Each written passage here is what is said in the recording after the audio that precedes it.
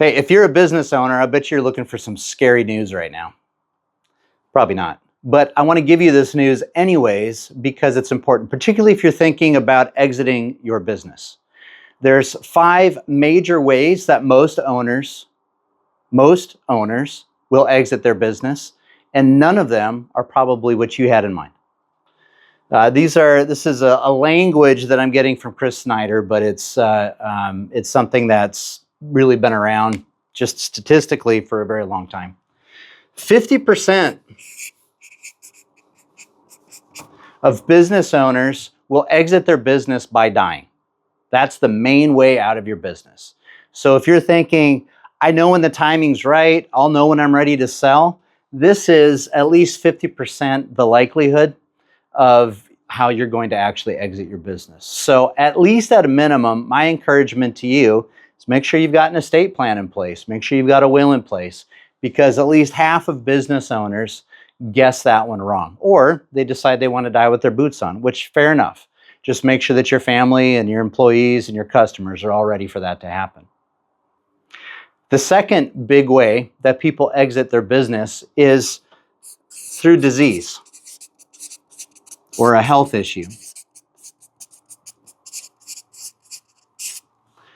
I would say with my clients, I usually have about 15 or so clients every year. I would say every year about 1 or 2 of my clients, either they or someone very close to them has some sort of a health issue that is catastrophic. There's either an accident or cancer or something along those lines, some kind of health issue that kind of takes them down.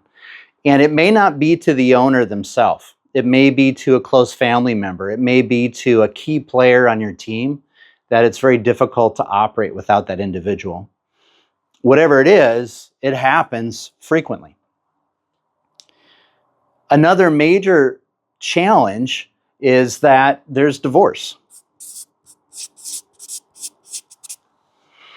Following normal, actually it's a little bit more than average divorce statistics, business owners, about 50% of business owners, their marriages will end in divorce. And oftentimes that divorce, especially if they're a partner with a spouse, but not necessarily even only then, just the emotional challenges of divorce, the need to split assets, the distractions caused by a disrupted relationship, all of those kinds of things can cause a business to actually shut its doors. And it's something that you want to avoid, but you want to be thinking about as well, that it's out there. And if you're a partner, it may not even be your marriage. It may not even be your family. It may be somebody in your company or a partner that you work with.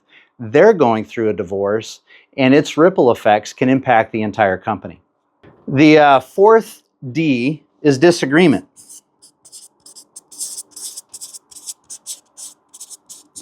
Usually, this is some kind of conflict between partners.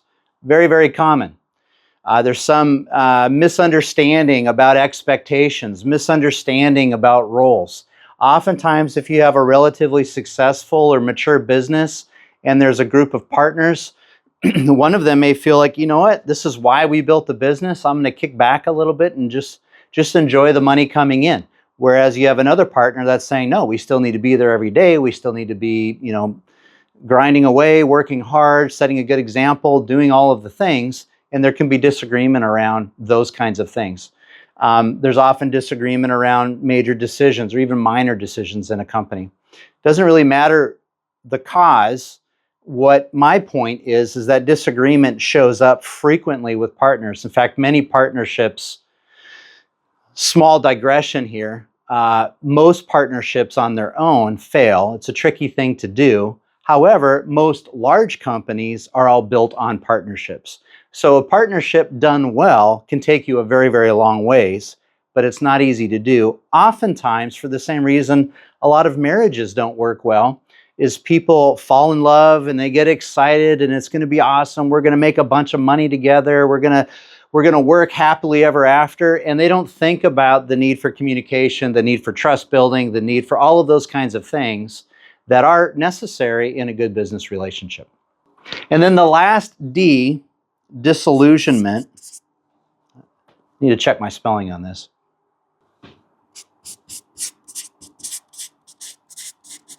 or burnout. This is a big deal. Somebody's been in the business for 30 years. They're just tired of it. Not that they don't care, not that they don't care about their people or don't care about their customers, but they're just, it's not exciting anymore. It doesn't get their juices flowing. The excitement, it's gone. And so they're just started to feel like it's a grind and it's not fun anymore.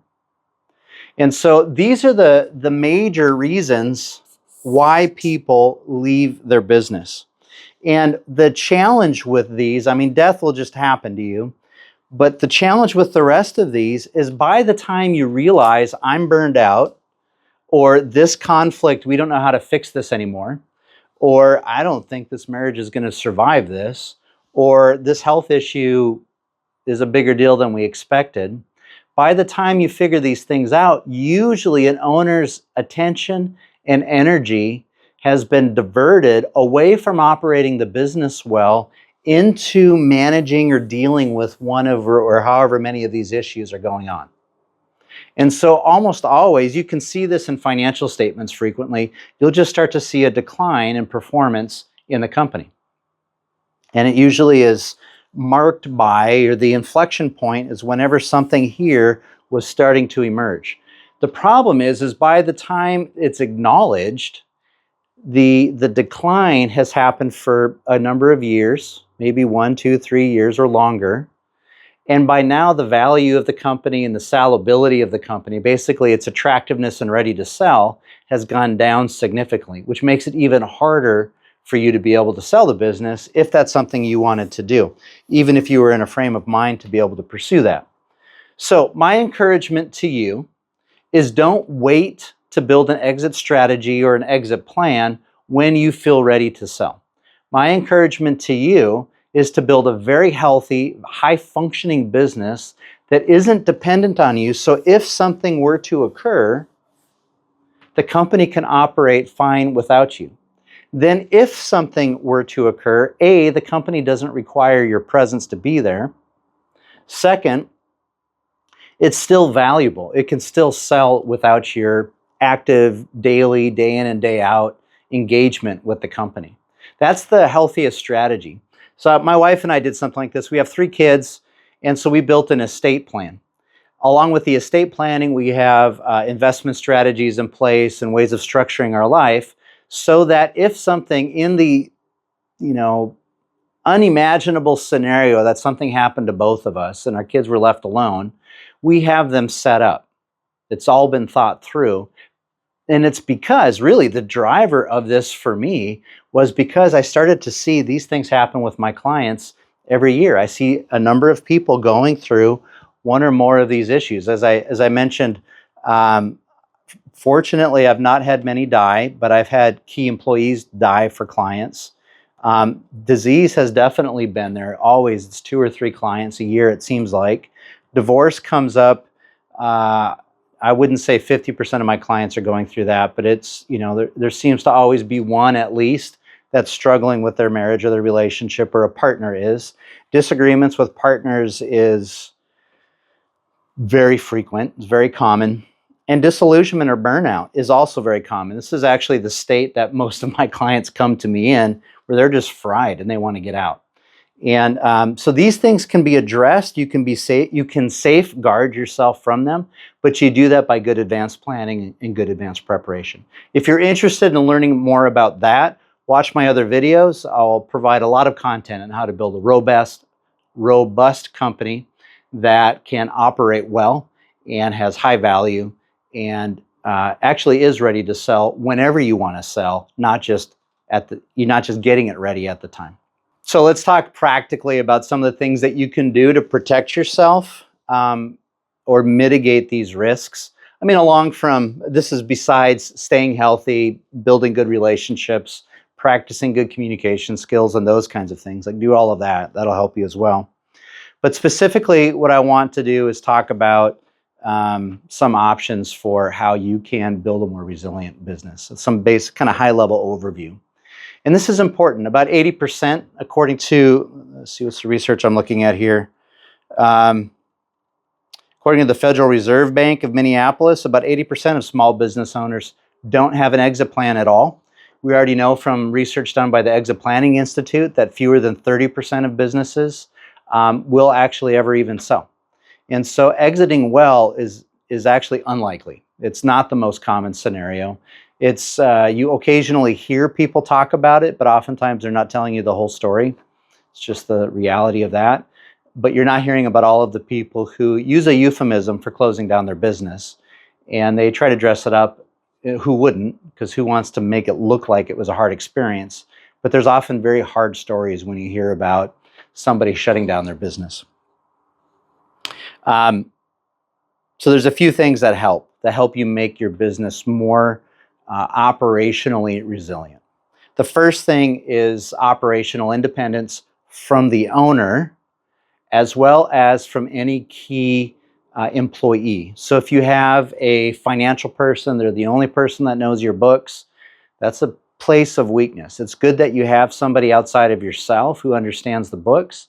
If you have a tech whiz and you have a very high-tech company and you've got one person that really understands how the magic recipe works in your company, that's a liability in the sense of its risk. It's a single point of failure. If something happens to that person or they just decide to move on, then that becomes a liability for your company. So what you want to do is ensure that both for yourself, that there's flexibility for other people to come in and provide leadership if you're not able to be there. There's structure for that. But also if you have any key people in your company, that you have some kind of redundancy in skills and knowledge so that there's nothing that's dependent on any one individual. The second thing that is fun for almost nobody. I have one client right now who seems to love writing policy and procedure manuals. And incidentally, he's killing it in his company. He's just doing fantastic.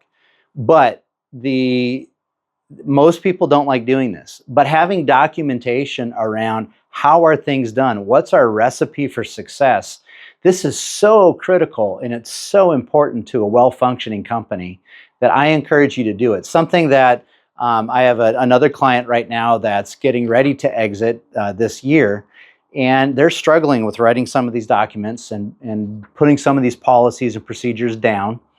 And I remind them, like, that procedure right there, that particular process that needs to be described, that probably will add $250,000 of value to your company. That one over there is probably $500,000.